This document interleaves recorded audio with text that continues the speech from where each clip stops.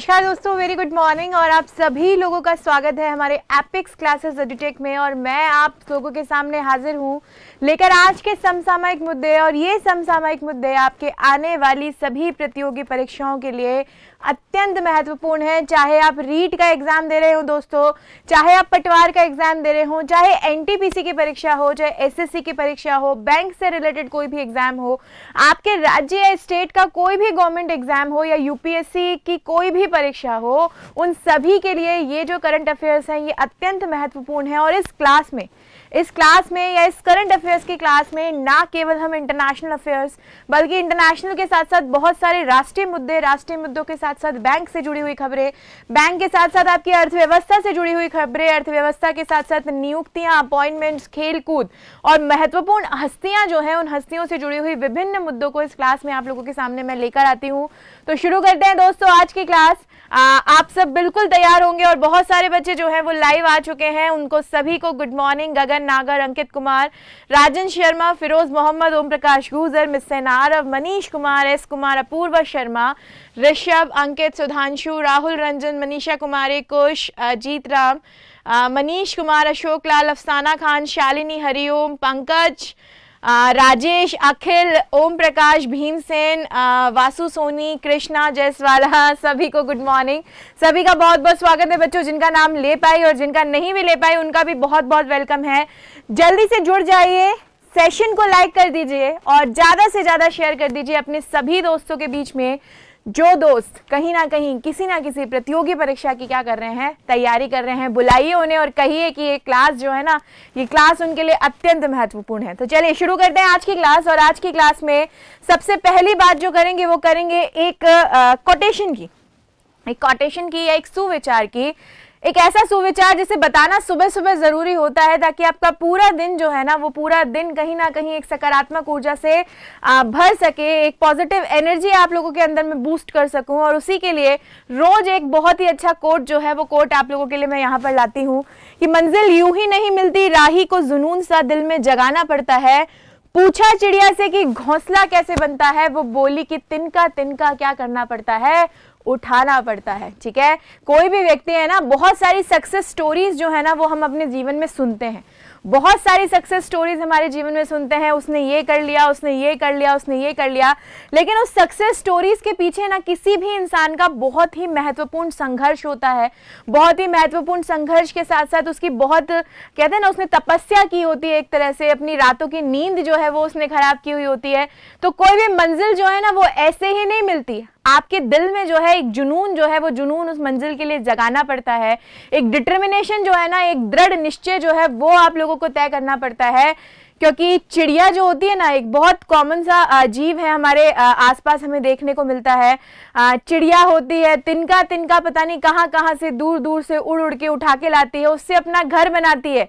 और दोस्तों सबसे बड़ी बात ये होती है उसके घर में कि उसको ये भी नहीं पता होता कि ये घर उसका कितने दिन तक बना रहेगा, कौन कब आएगा और उसके इस घर को तोड़ के चला जाएगा, उसे ये भी नहीं पता होता। लेकिन फिर भी वो लगातार क्या करती है, मेहनत करती है, इन तिनकों को उठा के लाती है, अपना घर बनाती है, फिर हताश होती है, कोई उसका घर तोड़ता है, फिर वापस वही मेहनत करती है।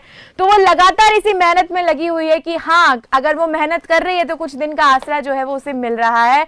हमें भी इस चिड़िया से कुछ सीखना चाहिए। ठीक है, ये चिड़िया जो है, ये चिड़िया से हमें क्या करना चाहिए, कुछ सीखना चाहिए कि ये इतनी मेहनत कर सकती है, तो हम तो इंसान हैं और हमें तो भगवान ने बहुत ही अच्छी कलाकृति के रूप में इस धरती पर भेजा है, तो हम तो मेहनत कर ही सकते हैं। और मेहनत से क्या मिलेगी, मंजिल मिलेगी। मेहनत से क्या होगा, आपका लक्ष्य जो है वो क्या होगा, पूरा होगा। चलिए सभी को गुड मॉर्निंग। जय Shri Ram, good morning ma'am, S Chauhan ji, S Kumar, जितने भी बच्चे हैं, संदीप खटकर, शेष्मिका यादव, आप सभी लोगों का बहुत बहुत स्वागत है। गोविंद मसार, आपका भी बहुत बहुत वेलकम है। बच्चों लाइक और शेयर कीजिए ज्यादा से ज्यादा, अपने सभी ग्रुप्स में डाल दीजिए इस क्लास को बच्चों, और एक व्हाट्सएप स्टेटस मेरे लिए लगा लीजिए। इस लिंक को आपके जितने भी कॉन्टैक्ट हैं, आपके जितने भी दोस्त हैं, वो सभी क्या कर सकें, देख सकें। शुरू करते हैं आज की क्लास। और आज की क्लास की पहली खबर जो है आप लोगों के सामने है कि गणतंत्र दिवस की पूर्व संध्या पर साल 2021 के पद्म पुरस्कारों की क्या की गई है, घोषणा की गई है। गणतंत्र दिवस, थोड़ी सी बात करना चाहेंगे इसके बारे में।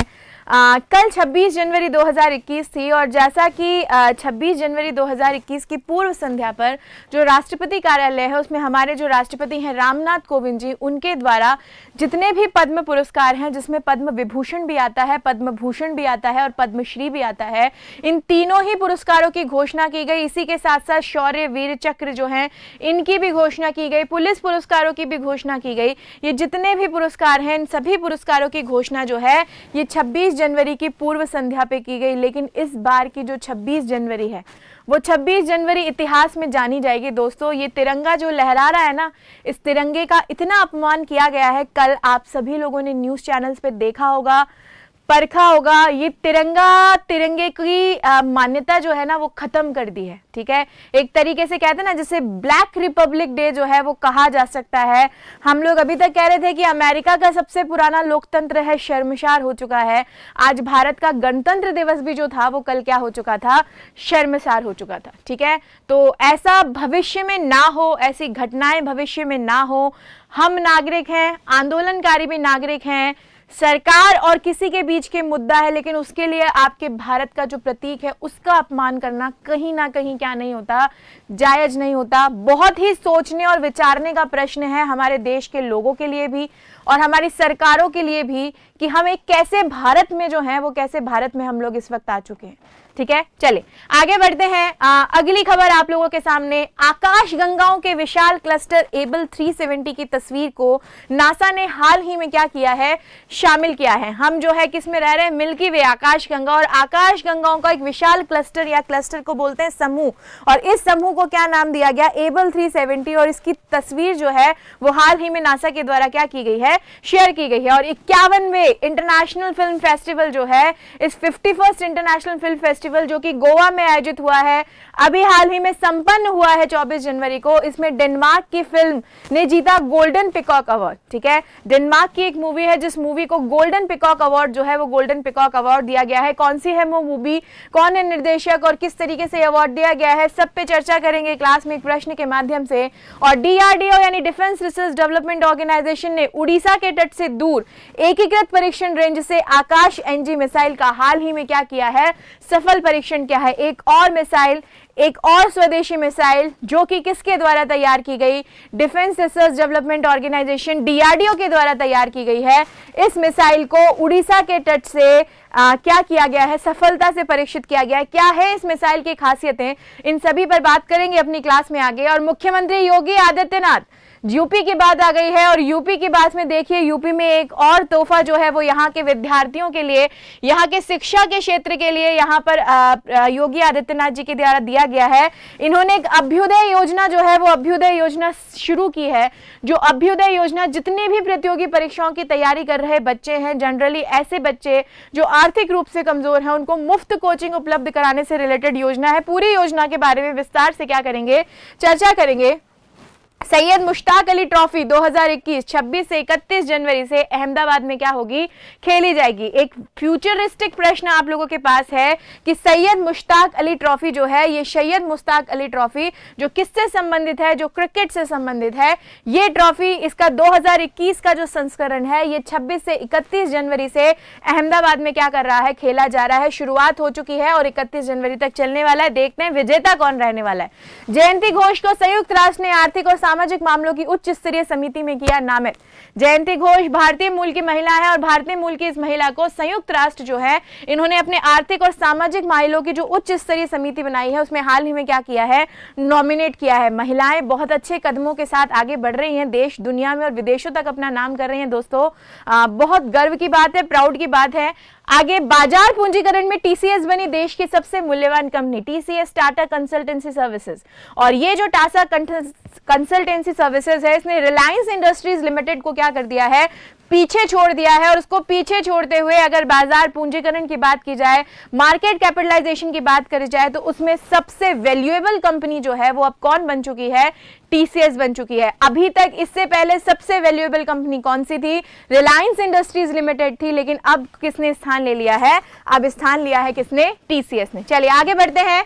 एक पौधा सुपोषित बेटी के नाम योजना की शुरुआत हुई कहां पर? राजस्थान में। ये खबर हमारे राजस्थान से है और राजस्थान में ऐसी महिलाएं जिन महिलाओं ने किसी एक बालिका को जन्म दिया है और जन्म देने के साथ साथ ऐसी महिलाएं जो महिलाएं गर्भवती हैं, उन दोनों के पोषण के लिए, विकास के लिए एक पौधा सुपोषित बेटी के नाम योजना शुरुआत की गई है। और इसमें एक बहुत महत्वपूर्ण बात यह है कि किसी विशेष पौधे को उगाने के लिए ये मुहिम की गई है, क्योंकि वो पौधा जो है ना, वो पौधा पोषण की दृष्टि से बहुत उपयोगी है। कौन सा है वो पौधा, चर्चा करेंगे अपनी क्लास में इस प्रश्न के बारे में।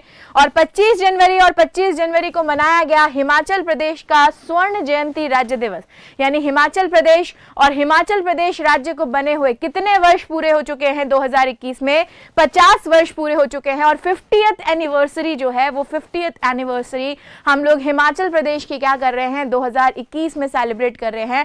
25 जनवरी जो है, उस 25 जनवरी को इसका स्वर्णिम हिमाचल के नाम से दिवस जो है वो मनाया गया है। तुलसी का पौधा नहीं है कुश, बिल्कुल तुम्हारा जो कहते हैं ना, एक तुम्हारा जो प्रेडिक्शन है वो थोड़ा सा गलत है। हम बात करेंगे और बात करते हैं आज के पहले प्रश्न की तरफ। खबरें जो हैं वो खबरें समाप्त हो चुकी हैं, प्रश्न जो है वो प्रश्न शुरू हो चुके हैं। पहला प्रश्न आप लोगों के सामने स्क्रीन पर है और जितने बच्चे जुड़ चुके हैं, छोटू Lal Meena very good morning, आपका बहुत बहुत स्वागत है। कुछ बच्चे बीच में भी जुड़े थे, Irfan Khan very good morning, Hariom ji नमस्ते, लंबी नमस्ते, ठीक है, इतनी लंबी नमस्ते, आपको भी नमस्ते। सभी बच्चों का बहुत बहुत स्वागत है। बच्चों जल्दी से लाइक और शेयर करो, जिसने भी अभी तक सेशन को लाइक नहीं किया है प्लीज प्लीज प्लीज लाइक कीजिए और ज्यादा से ज्यादा शेयर कीजिए अपने बहुत सारे ग्रुप में। पहला प्रश्न हमारे भारत और भारत के महत्वपूर्ण पुरस्कारों से जिन्हें सर्वोच्च नागरिक सम्मान माना जाता है, नेशनल लेवल का क्वेश्चन है। और नेशनल लेवल के क्वेश्चन में कि साल 2021 में पद्म विभूषण पुरस्कारों की घोषणा के अंतर्गत इन पुरस्कारों में किस देश के प्रधानमंत्री क्या हैं, शामिल हैं। चलिए देखते हैं कितने बच्चे जो हैं वो कितने बच्चे सही आंसर देते हैं। गुड मॉर्निंग, जितने भी बच्चे जुड़ रहे हैं सभी को बहुत बहुत गुड मॉर्निंग। जल्दी से प्रश्न का उत्तर दीजिए। जिसकी पहली क्लास है उसका भरपूर स्वागत, अभिनंदन आपका बहुत बहुत इस क्लास में। इसी तरीके से आगे भी क्लास से जुड़े रहिए, बने रहिए दोस्तों और जोड़ते रहिए, ये बहुत महत्वपूर्ण काम है। जापान मेरे पास आंसर आ रहा है, ठीक है। कुछ बच्चे जो हैं वो मुझे बी आंसर दे रहे हैं, बी जापानी है। बी के अलावा सी पर भी कई लोग जा रहे हैं। तो सी पर जाने वालों मत पहुंचो सी तक, हमें कहाँ रहना है, हमें बी के साथ ही चलना है। ये जो मुख्यमंत्री हैं ये कौन है? शिंजो आबे, जापान के मुख्यमंत्री। और कई बार हमने जापान के मुख्यमंत्री का नाम सुना है। इन्हें हमारी सरकार ने इस बार पद्म विभूषण पुरस्कार से क्या किया है? अलंकृत किया है। और जापान के जो प्रधानमंत्री हैं उनका नाम है शिंजो आबे। और शिंजो आबे को पब्लिक अफेयर्स श्रेणी में, कौन सी श्रेणी में? पब्लिक अफेयर्स की श्रेणी में पद्म विभूषण जो है उस पद्म विभूषण से क्या किया गया है? नवाजा गया है, ठीक है। देखिए बच्चों, हमने पढ़ा था कि हमारे भारत का जो सर्वोच्च नागरिक सम्मान है वो सर्वोच्च नागरिक सम्मान होता है भारत रत्न। और भारत रत्न के बाद फिर आप लोगों के पास पद्म विभूषण, पद्म भूषण और पद्मश्री, ये जो 3 क्रमागत नागरिक सम्मान है ये हमने पढ़े थे। टोटल 4 नागरिक सम्मान जो है वो हमारे भारत देश में क्या होते हैं? दिए जाते हैं। और उनमें जो सेकंड लेवल का जो सम्मान है पद्म विभूषण, सेकंड जो आपका ग्रेड है उसका सम्मान जो है वो पद्म विभूषण, वो किसको दिया गया है? जापान के प्रधानमंत्री। और जापान के प्रधानमंत्री कौन?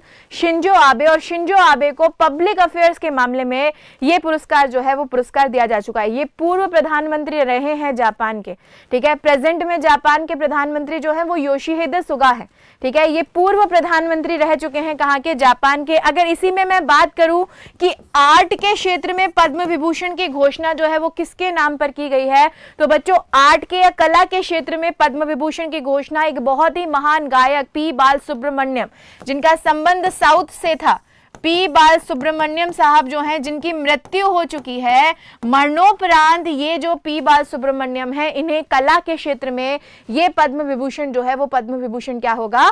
दिया जाएगा, ठीक है। तीसरी अगर मैं बात करूं मेडिसिन के क्षेत्र में, दवाओं और चिकित्सा के क्षेत्र में ये जो पद्म विभूषण है ये पद्म विभूषण किसे दिया गया है? तो बेले मोनप्पा हेगड़े, ठीक है, बेले मोनप्पा हेगड़े। और ये बेले मोनप्पा हेगड़े जो है इनका संबंध कहां से है? इनका संबंध है कर्नाटक से। बाल पी सुब्रमण्यम का संबंध है तमिलनाडु से। और बेले मोनप्पा हेगड़े जो है इन्हें चिकित्सा और मेडिसिन जो है उसके क्षेत्र में पद्म विभूषण से क्या किया गया है? अलंकृत किया गया है। और सुधांशु साहू, एक और आर्ट के क्षेत्र में पद्म विभूषण जो है वो दिया गया है किसको? सुधांशु साहू। ठीक है, अब ये जो पुरस्कारों की श्रेणी है ना, ये श्रेणी बहुत लंबी है। ये पुरस्कारों की जो श्रेणी है ये बहुत लंबी है। कुछ महत्वपूर्ण लोगों के नाम जो हैं जिन्हें आप जान सकते हैं उन्हें मैं आप लोगों के लिए क्या कर रही हूं? बता रही हूं। लेकिन कल जो है मैंने बहुत डेटा जो है आप लोगों के लिए तैयार किया है इससे रिलेटेड। कल की क्लास में जितने भी पद्म विभूषण हैं, जितने भी पद्म भूषण हैं और जितने भी पद्मश्री हैं, और पद्मश्री के साथ साथ साहस और वीरता पुरस्कार जो हैं, शौर्य चक्र जो है, ये सभी पुरस्कार मैं आप लोगों के सामने एक लिस्ट के रूप में प्रदर्शित करने वाली हूं आने वाली परीक्षाओं में। बच्चों अब जितनी भी परीक्षाएं आ रही है ना, ये जो श्रेणी है ना, ये श्रेणी बहुत महत्वपूर्ण बनेगी आपके क्वेश्चंस के लिए। ठीक है, ये जो श्रेणी है ये श्रेणी बहुत ही महत्वपूर्ण बनने वाली है आपके क्वेश्चंस के लिए, क्योंकि ये पद्म विभूषण, भारत रत्न, पद्म भूषण, पद्मश्री पुरस्कार जो है जनरली आपसे एग्जाम में पूछे जाते हैं। आपने भी देखा होगा ये स्टैटिक जीके में भी इंक्लूड होते हैं, ये आपकी करंट में भी क्या होते हैं? इंक्लूड होते हैं। नेशनल लेवल का क्वेश्चन है पुरस्कारों से रिलेटेड। 25 जनवरी 2021 की संध्या को इन पुरस्कारों की घोषणा जो है वो हमारे राष्ट्रपति कार्यालय से हुई है। ठीक है, चलिए बात करते हैं जापान की। देखिए जापान की जो राजधानी है वो है टोक्यो। और जापान एक ऐसा देश है जहां कहा जाता है कि सबसे पहले सूरज जो अगर उगता है ना, तो सबसे पहले सूरज जो है वो किसको उगता है? सबसे पहले सूरज उगता है जापान में। सुकुमार फूलों का देश है, पूर्व का ग्रेट ब्रिटेन इसे कहा जाता है। योशिहिदे सुगा जो है वो यहाँ के प्रधानमंत्री हैं। और येन जो है वो येन यहाँ की क्या है?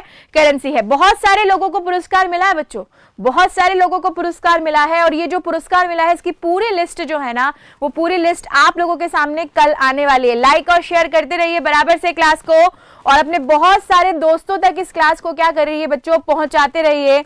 आपके सभी दोस्त एक बार इस क्लास में जरूर आने चाहिए। ठीक है, एक बार मुलाकात जो है वो मुलाकात जरूर होनी चाहिए। अगला प्रश्न जो है वो अगला प्रश्न भी नेशनल लेवल का क्वेश्चन है और हमारे डीआरडीओ यानी रक्षा क्षेत्र से, डिफेंस से जुड़ा हुआ क्वेश्चन है कि DRDO, defence research development organisation द्वारा आकाश मिसाइल सफल परीक्षण किस सेना के लिए किया गया है? ये आकाश एनजी जो मिसाइल है इसका सफल परीक्षण उड़ीसा के तट से किया गया। इतनी इंफॉर्मेशन तो मैंने आपको सुबह न्यूज में बता दी थी, लेकिन ये परीक्षण किस सेना के लिए किया गया है? नौसेना के लिए, वायु सेना के लिए, थल सेना के लिए, या कौन सी सेना के लिए? ठीक है, चलिए। मैम मुझे जापानीज इंग्लिश आती है, बहुत अच्छी बात है भाई ऑफिसर डीडीए साहब। जल्दी आपसे जापानीज इंग्लिश भी हम लोग सीखेंगे। एक सेशन आपका ऑर्गेनाइज कराते हैं यहाँ पर लाइव, जिसमें सभी बच्चों को ये मौका मिलेगा। चले, ए आंसर आ रहा है, कुछ बच्चे बी आंसर दे रहे हैं, सी भी आंसर आ चुका है। सारी सेनाएं बता दी हैं आप लोगों ने, किसी सेना को हमने छोड़ा नहीं है, सारी सेनाएं हमने बता दी हैं। वायुसेना, नौसेना, थल सेना या कोई भी नहीं। बच्चों इस प्रश्न का जो सही उत्तर है वो सही उत्तर क्या है आपके पास? वो सही उत्तर है यहाँ पर भारतीय वायुसेना। इन प्रश्नों से जुड़ी हुई बहुत अच्छे स्टैटिक जीके के क्वेश्चंस भी आने वाले प्रश्नों में आप लोगों के सामने आने वाले हैं। ठीक है, तो अपना ये मत समझिए कि मैम की क्लास में आ रहे हैं तो सिर्फ करंट ही पढ़ के आना है। करंट से जुड़ा हुआ स्टैटिक जो है वो भी हम लोगों को पढ़ के आना है बच्चों। भारतीय वायुसेना, और भारतीय वायुसेना में हाल ही में डीआरडीओ के द्वारा आकाश एनजी, इस मिसाइल का जो पूरा नाम है वो पूरा नाम क्या है? आकाश एनजी। और आकाश एनजी का सफल परीक्षण जो है वो कहां से किया गया है? उड़ीसा से किया गया है। ठीक है, इसका सफल परीक्षण जो है वो कहां से किया है? उड़ीसा से किया गया है। मिसाइल की खास बात, ये मिसाइल सतह से हवा में मार करने में सक्षम है। सतह से हवा में मार करने में क्या है? सक्षम है। और जब मैं बता रही हूं कि सतह से हवा में मार करने में सक्षम है, तो सबसे इंपॉर्टेंट बात जो है वो इंपॉर्टेंट बात क्या है कि भाई कितनी दूर तक जो है ये क्या कर सकती है? मार कर सकती है। दूसरी इंपॉर्टेंट बात, उड़ीसा का जो चंडीपुर है, ठीक है, उड़ीसा का जो चंडीपुर है, उस चंडीपुर के स्थल से यहाँ पर क्या किया गया है?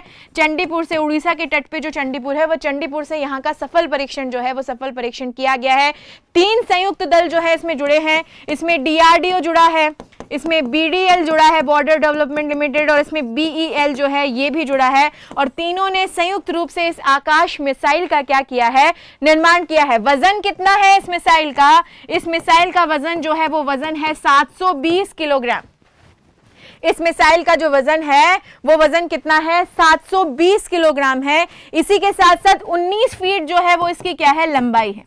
मिसाइल की जो लंबाई है वो लंबाई कितनी है, 19 फीट लंबी जो है वो लंबी ये मिसाइल है। और 60 किलोग्राम के भार वाले जितने भी हथियार हैं उन हथियारों को ले जाने में ये मिसाइल क्या है, सक्षम है। चलिए संजीव मौर्य, एसडीएम साहब, एस कुमार, शंकर लाल, मिस सेना आरा, आप सभी लोगों का बहुत बहुत गुड मॉर्निंग, आपका बहुत स्वागत है। आंसर क्वेश्चन में ही छुपा हुआ, मैम सारे आंसर क्वेश्चन में ही छुपे हुए होते हैं बच्चों, सारे आंसर जो है वो क्वेश्चन में ही छुपे होते हैं। देखने का नजरिया होता है कि हम उसे ढूंढ पाते हैं या नहीं ढूंढ पाते हैं। बाकी कोई ऐसा प्रश्न नहीं होता जल्दी से जिसकी वस्तु या जिसकी विषय वस्तु जो है वो उसके प्रश्न में नहीं छुपे हुए। आकाश लिखा हुआ है बच्चों, आकाश लिखा हुआ है। और आकाश से जुड़ी हुई कौन सी सेना है, वायुसेना। फिर भी बच्चे जा रहे हैं नौसेना पर, फिर भी बच्चे जा रहे हैं कहां पर, थल सेना पर। ठीक है, चलिए कोई बात नहीं, आगे बढ़ते हैं और आगे बात करते हैं अगले प्रश्न की। अगला प्रश्न आप लोगों के सामने मार्केट कैपिटलाइजेशन से रिलेटेड है, शेयर मार्केट से जुड़ा हुआ प्रश्न है और उस शेयर मार्केट में लीड करने वाली कंपनी से जुड़ा हुआ प्रश्न है। नेशनल लेवल का क्वेश्चन है बच्चों कि हाल ही में निम्न में से कौन सी कंपनी जो है वो बाजार पूंजीकरण के आधार पर देश की सबसे मूल्यवान कंपनी बन गई है। HCL, रिलायंस इंडस्ट्रीज, TCS या फिर कोई भी नहीं। जल्दी से उत्तर दीजिए, जल्दी से उत्तर दीजिए, लाइक कीजिए, शेयर कीजिए। लेटेस्ट गवर्नमेंट करंट अफेयर्स जो आने वाली परीक्षाओं के लिए उपयोगी हैं, वो सभी करंट अफेयर्स हम लोग इस क्लास में पढ़ते हैं। चाहे आप रीट का एग्जाम दे रहे हो, पटवार हो, NTPC हो, SSC हो, बैंक हो, बैंक के साथ साथ आपका RS, IS, सिविल सर्वियर की परीक्षा हो, UPSC की परीक्षा हो, और UPSC के साथ साथ बात करूं तो आपके स्टेट लेवल के जितने भी गवर्नमेंट एग्जाम्स होते हैं, ये एक महत्वपूर्ण अंग बन चुका है आजकल हर पेपर का। क्योंकि जो सरकार आपको नौकरी दे रही है वो जानना चाहती है कि आप अपने देश और दुनिया से कितना अपडेट हैं। ठीक है, चले बी आंसर आ रहा है, कुछ बच्चे सी की तरफ भी बढ़ रहे हैं। बी वाले कौन है, ये बी वाले कौन है, चले बी वाले बहुत सारे जने हैं, एक दो नहीं है। ए भी आंसर जो है वो मेरे पास आ रहा है बच्चों, ना तो बी आंसर सही है ना ए आंसर सही है। What is the right answer? Right answer is option number 3, that is TCS, Tata consultancy services. ठीक है, टाटा कंसल्टेंसी सर्विसेज, TCS एक ऐसी ऑर्गेनाइजेशन है जिस ऑर्गेनाइजेशन ने REL, रिलायंस इंडस्ट्रीज लिमिटेड को क्या कर दिया है, पीछे छोड़ दिया है। ठीक है, रिलायंस इंडस्ट्रीज लिमिटेड को पीछे छोड़ दिया है और एक अच्छे मार्केट कैप के साथ शेयर मार्केट में अपना कैपिटलाइजेशन जो है उसे क्या किया है, इंक्रीज किया है। अगर मैं बात करूं TCS की कि TCS का वर्तमान में जो बाजार पूंजीकरण है वो बाजार पूंजीकरण कितना है, तो बच्चों TCS का जो बाजार पूंजीकरण है वो आप लोगों के पास है 12,45,341.44 करोड़ रुपए। 12,45,341.44 करोड़ रुपए। ठीक है, ये TCS का बाजार पूंजीकरण है। ठीक है, और रिलायंस को इसने पीछे छोड़ा है, तो रिलायंस REL जो है इसका जानना भी हमारे लिए जरूरी है कि कितना पीछे छोड़ दिया है। तो बच्चों 12,42,393.78 ये किसका बाजार पूंजीकरण है, ये REL का है। और ठीक देखिए 45 और 42, 3 लाख 3,000 लाख का अंतर जो है वो दोनों में है। और इसी वजह से अब जो है सबसे ज्यादा बाजार पूंजीकरण वाली जो संस्था है वो कौन बन चुकी है, वो बन चुकी है आप लोगों के सामने TCS। हमें ध्यान रखना है भारत की सबसे मूल्यवान कंपनी कौन सी है, TCS है।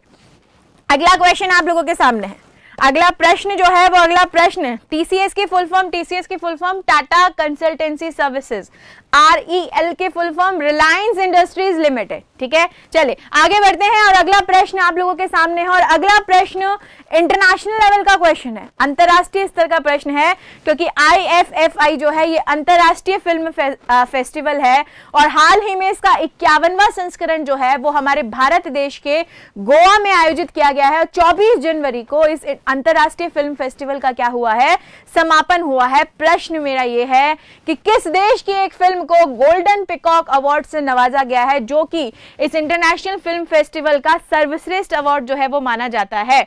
देखिए आंसर मेरे पास आ रहा है डी, आंसर जो है वो मेरे पास आ रहा है डी, और बहुत सारे बच्चे जो हैं वो डी की तरफ ही बढ़ते जा रहे हैं, बहुत सारे बच्चे डी की तरफ ही बढ़ते जा रहे हैं। और एग्जैक्टली बच्चों डी जो है वो डी बिल्कुल सही उत्तर है, डेनमार्क। और डेनमार्क की एक पिक्चर है जो कि वर्ल्ड वॉर सेकंड पर क्या है बेस्ड है, ठीक है।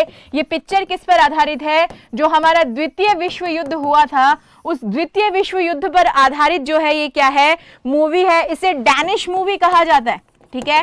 कौन सी मूवी, डैनिश मूवी कहा जाता है, क्योंकि इसका संबंध किस देश से है, डेनमार्क से। जब भी आप इसके बारे में खबर पढ़ेंगे तो आप पढ़ेंगे कि ये एक डैनिश मूवी है, तो डैनिश मूवी पढ़ के कंफ्यूज होने की जरूरत नहीं है, डेनमार्क की मूवी है, इसलिए इसे क्या कहा जा रहा है, डैनिश मूवी कहा जा रहा है। और फिल्म का नाम जो है वो फिल्म का नाम क्या है, इनटू द डार्कनेस।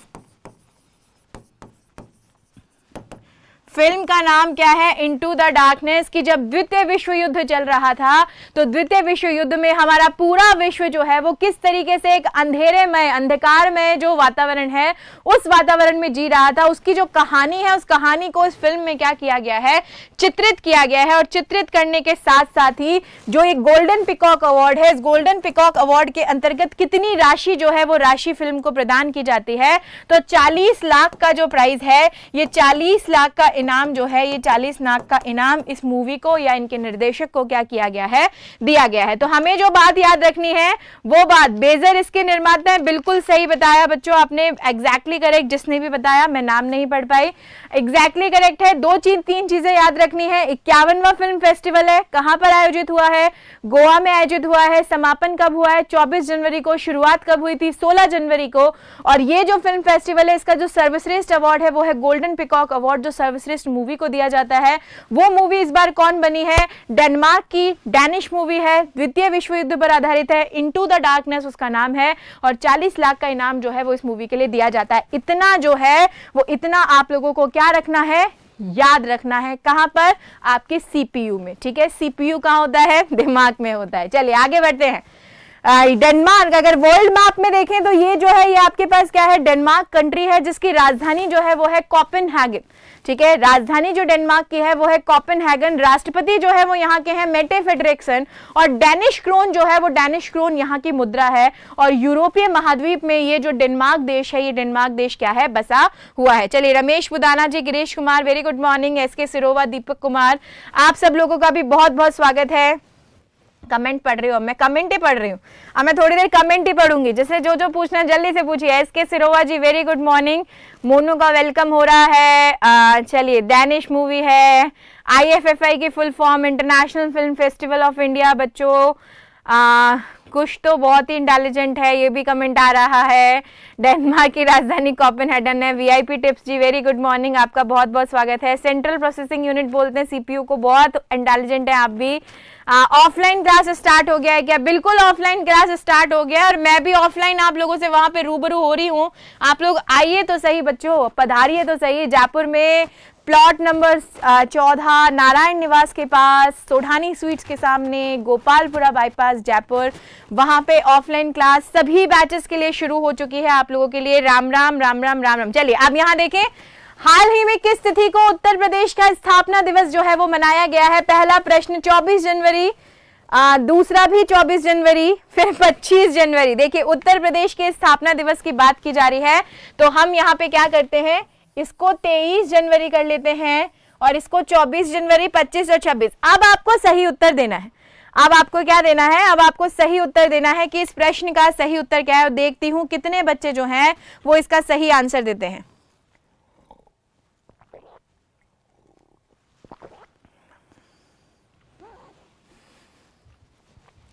चलिए, बहुत सारे बच्चे जो हैं वो बहुत सारे बच्चे ऑप्शन बी की तरफ बढ़ रहे हैं। ऑप्शन ए मैंने करेक्ट कर दिया है और एग्जैक्टली ऑप्शन बी जो है वो बिल्कुल सही उत्तर है और वो है 24 जनवरी।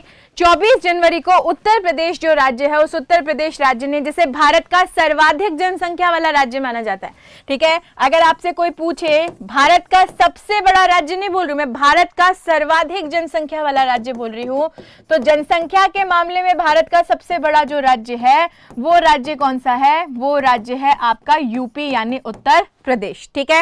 अगर आपसे कोई पूछे कि उत्तर प्रदेश में टोटल जो है वो कितने जिले हैं, तो बच्चों अगर उत्तर प्रदेश की बात की जाए तो टोटल जो उत्तर प्रदेश है इसमें 75 जिले हैं।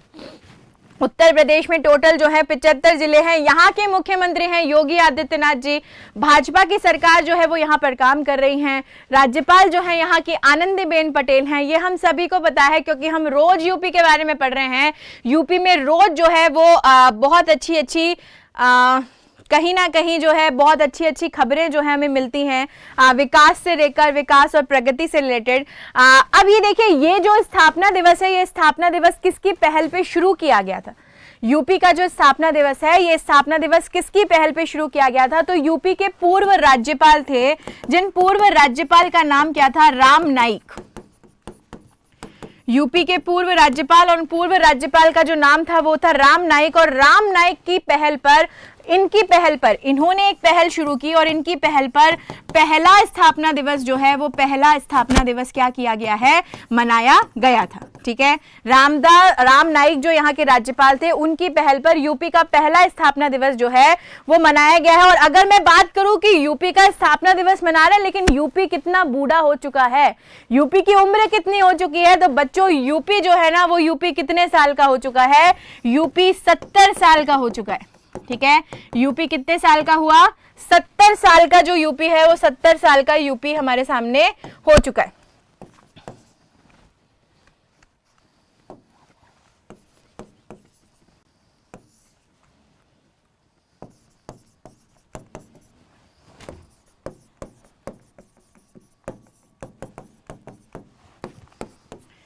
तीन चार इंपॉर्टेंट बातें यहाँ पे पढ़ी। उसके बाद अगर हम बात करें मर्यादा पुरुषोत्तम श्री राम या श्री कृष्ण की क्या जन्मभूमि, या जन्मभूमि के साथ साथ ही भारत का हृदय प्रदेश जिसे कहा जाता है, वो हृदय प्रदेश किसको कहा जाता है? यूपी को कहा जाता है। तो इतनी बातें हमें याद रखनी है। सबसे अधिक जनसंख्या वाला राज्य है, राजधानी जो है वो यहाँ की क्या है?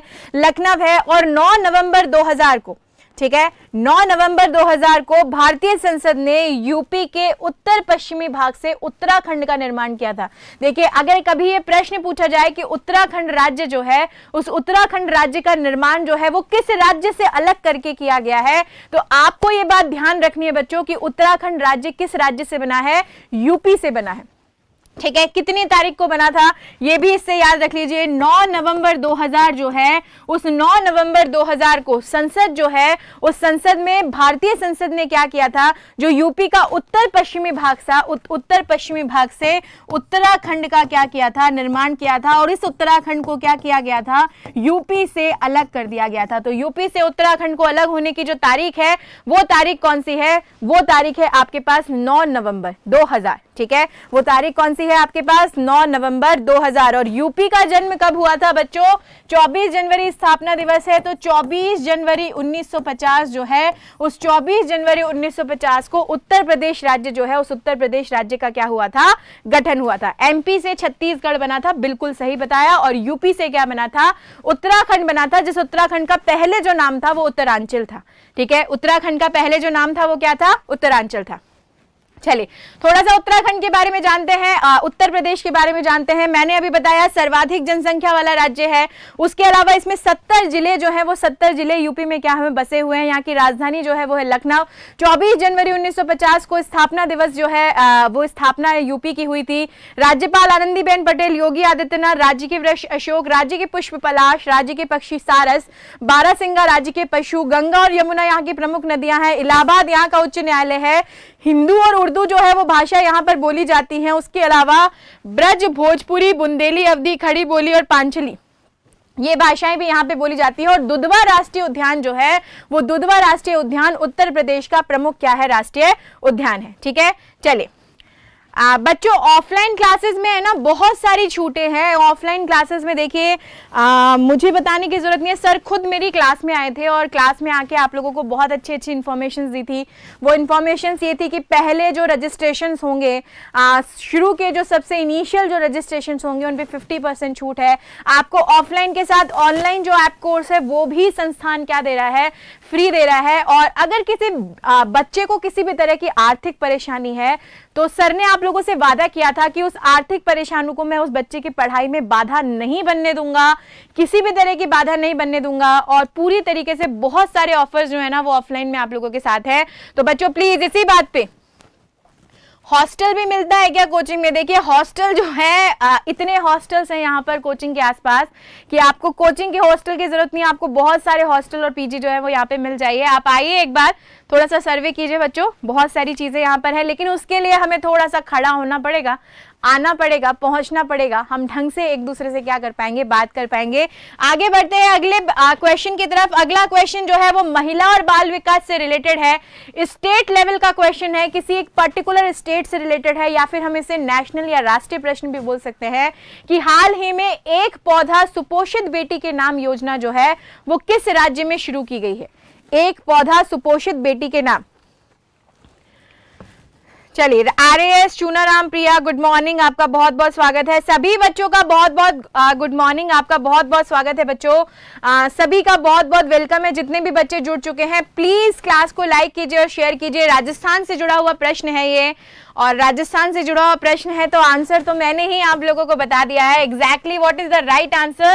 Right answer is Rajasthan. ठीक है, अब देखिए राजस्थान में बेसिकली जो उस योजना के पीछे उद्देश्य है वो क्या है कि जब भी राजस्थान में किसी बेटी का जन्म हो तो बेटियों के जन्म को एक उत्सव के रूप में क्या किया जाए, मनाया जाए। ठीक है, जनरली क्या होता है हमारे समाज में एक बहुत ही हीन भावना जो है वो हीन भावना ये है कि जन्म होना चाहिए सबसे पहला तो बेटे का होना चाहिए, और अगर बेटी है तो बेटे का जन्म तो बहुत ज्यादा क्या है, कंपलसरी है। ऐसी हीन भावना जो है ये हमारे समाज में है, ऐसी हीन भावना जो है ये हमारे समाज में है, और उसी हीन भावना को समाप्त करने के लिए राजस्थान के जो मुख्यमंत्री हैं और वो है माननीय अशोक गहलोत जी, उनके द्वारा बेटियों के जन्म को एक उत्सव मनाने के लिए एक पौधा सुपोषित बेटी के नाम अभियान जो है वो शुरू किया गया है। अब देखिए इसमें नाम से समझ में आ रहा है। दूसरा आप ये जान लीजिए कि राजस्थान के किस जिले में शुरुआत की गई है, तो राजस्थान जो है, और राजस्थान का कौन सा जिला, सिरोही जिला। राजस्थान और राजस्थान का कौन सा जिला, जो सिरोही जिला है, उस राजस्थान के सिरोही जिले में इस योजना की शुरुआत जो है वो शुरुआत राजस्थान सरकार के द्वारा की गई है। अगली बात बताओ तो ये किस अभियान के अंतर्गत ये जो प्रोग्राम है, ये योजना शुरू की गई है, तो बेटी बचाओ बेटी पढ़ाओ अभियान जो है।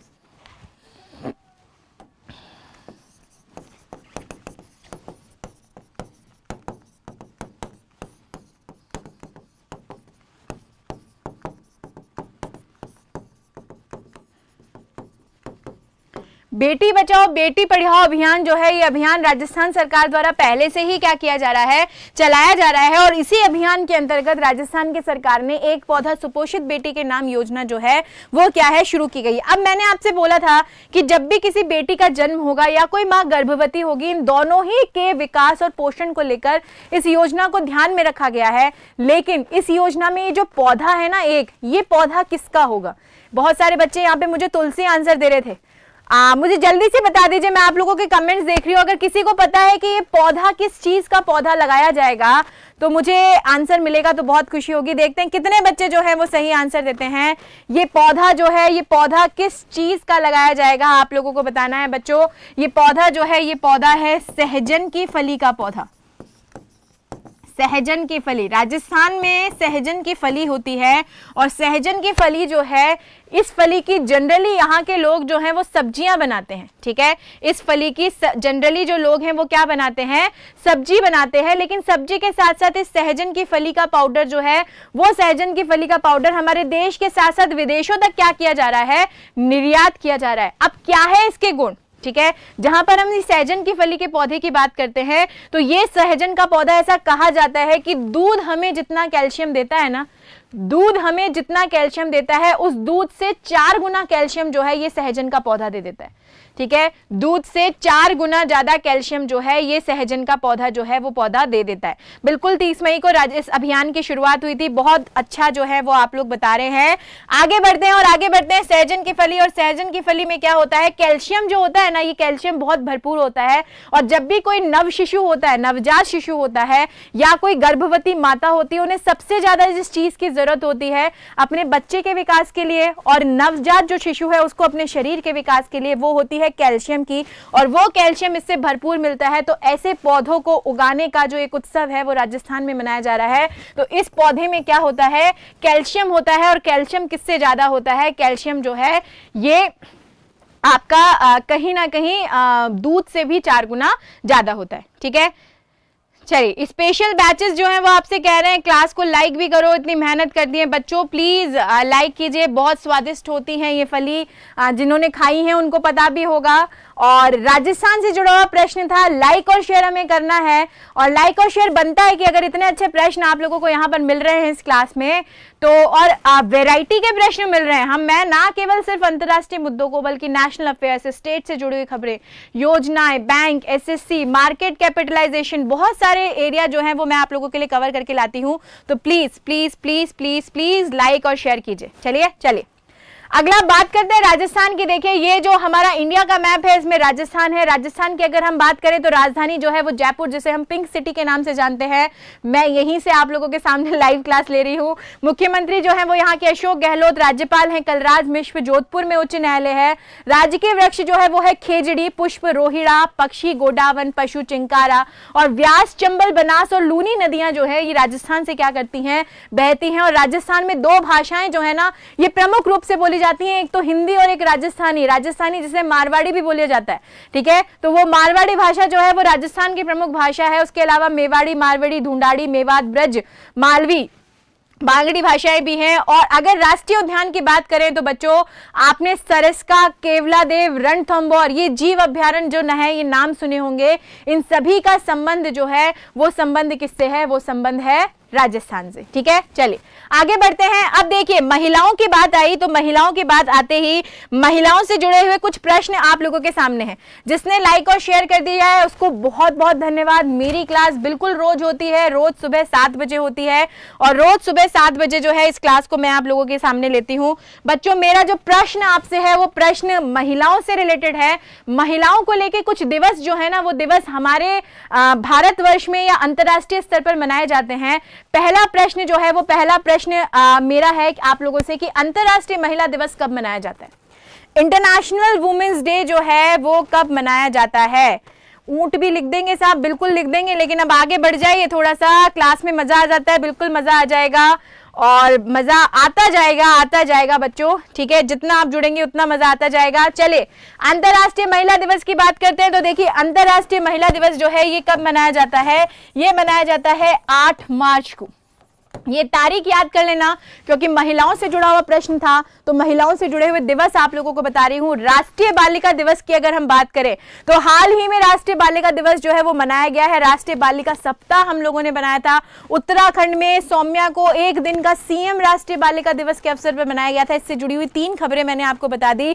24 जनवरी जो है उस 24 जनवरी को हम लोग क्या मनाते हैं, नेशनल गर्ल चाइल्ड डे मनाते हैं, और इंटरनेशनल वुमेन्स डे जो है वो हम कब मनाते हैं, 8 मार्च को मनाते हैं। तीसरा जो प्रश्न है कि अंतरराष्ट्रीय, राष्ट्रीय बालिका दिवस पढ़ लिया, लेकिन अंतरराष्ट्रीय बालिका दिवस जो है ये कब मनाया जाता है। तो बच्चों अंतरराष्ट्रीय बालिका दिवस मनाया जाता है 11 अक्टूबर को।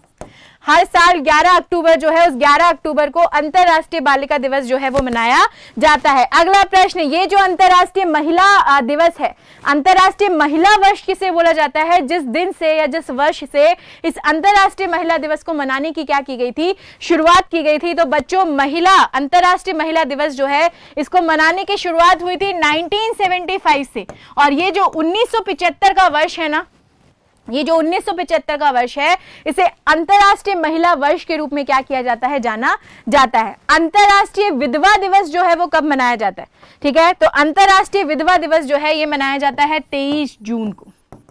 23 जून जो है उस 23 जून को अंतरराष्ट्रीय विधवा दिवस जो है वो मनाया जाता है। इतनी सारे दिवस जो हैं, महिलाओं से रिलेटेड बात हो रही थी तो महिलाओं से रिलेटेड दिवस जो है वो मैंने आप लोगों को यहाँ पर बता दिए। इन सभी को याद कर लीजिए बच्चों, अपने जहन में बिठा लीजिए। इन सभी से रिलेटेड प्रश्न जो हैं वो आप लोगों के एग्जाम में आपसे पूछे जाएंगे, आने वाली जितनी भी परीक्षाएं हैं। और इसी बात पर जितनी भी महिलाएं हैं और जितने भी पुरुष इस क्लास में हैं, जितने भी लड़के इस क्लास में हैं जो महिलाओं का सम्मान करते हैं, वो एक शेयर जरूर करेंगे और लाइक जरूर करेंगे। और जिसने सब्सक्राइब नहीं किया है चैनल को, प्लीज सब्सक्राइब कीजिए, बेल आइकन को प्रेस कीजिए। बढ़ते हैं आगे अगले प्रश्न की तरफ।